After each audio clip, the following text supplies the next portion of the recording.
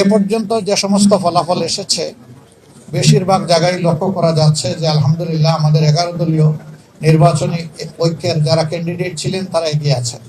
সারা দেশে নির্বাচনের প্রাথমিক ফলাফল আসতে শুরু করেছে। আমাদের ধারণা রাত্রে 11টা পর্যন্ত হয়তোবা এটা একটা শেপ নিতে পারে।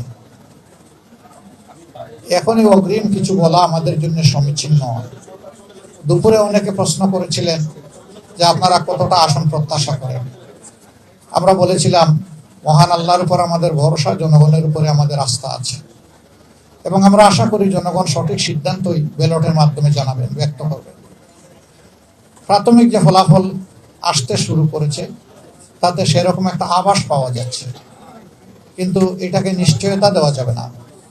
আমাদেরকে আরো কিছুক্ষণ অপেক্ষা করতে হবে ধৈর্য ধরে। আমার একজন সাংবাদিক বন্ধু প্রশ্ন করেছিলেন অন্য একটি দলের একজন নেতার উদ্ধৃতি দিয়ে যে তিনি বলেছেন 190 থেকে 200 আসন পাবেন। আমি তখন বলেছিলাম না, নির্বাচন কেবল চলছে, এখনো ভোট গ্রহণ শেষ হয়নি। এই সময় যদি আমরা এই ধরনের কোনো কথা বলি এটা আমাদের সম্মানিত ভোটারদের প্রতি সুবিচার হয় না।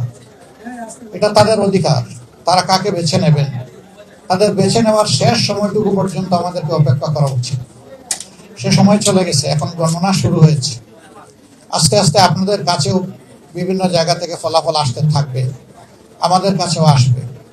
আমি শুধু এতটুকু কথা বলবো, যদি জাতির কোনো গুরুবার মহান আল্লাহ তাআলার ইচ্ছায় আমাদের উপরে আসে, আপনাদেরকে আমার বড় প্রয়োজন, আপনাদেরকে আমার পাশে পেতেই হবে। আপনারা যদি আমাকে সাহায্য করেন, আমাদেরকে সাহায্য করেন, তাহলে ইনশাআল্লাহ আমরা এ দেশ জাতির জন্য ভালো কিছু আশা করি করতে পারব। এই সাহায্যটা দুই ধরনের।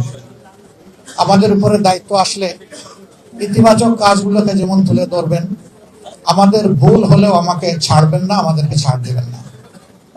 আপনারা যৌক্তিক সমালোচনা করবেন, ধরে দিবেন। আপনারা ধরে দিলেই বড় সাহায্যটা করা হবে।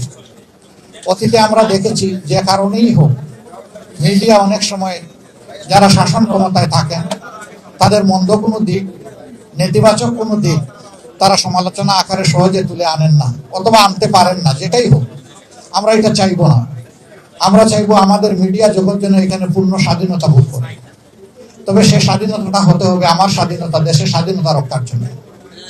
দেশের সার্বভৌমত্ব এবং স্বাধীনতার কোনো ক্ষতি হয় এমন কোনো স্বাধীনতা ব্যক্তি পর্যায়ে হোক, সমষ্টি পর্যায়ে হোক, কারোর জন্যই কাম্য না। কারণ দেশের স্বার্থটাই আমাদের কাছে বড়। আমরা এটুকু আপনাদের কাছে আশা করব। আর এ পর্যন্ত যে সমস্ত ফলাফল এসেছে বেশিরভাগ জায়গায় লক্ষ্য করা যাচ্ছে যে আলহামদুলিল্লাহ আমাদের 11 দলীয় নির্বাচনী ঐক্যের যারা ক্যান্ডিডেট ছিলেন তারা এগিয়ে আছেন।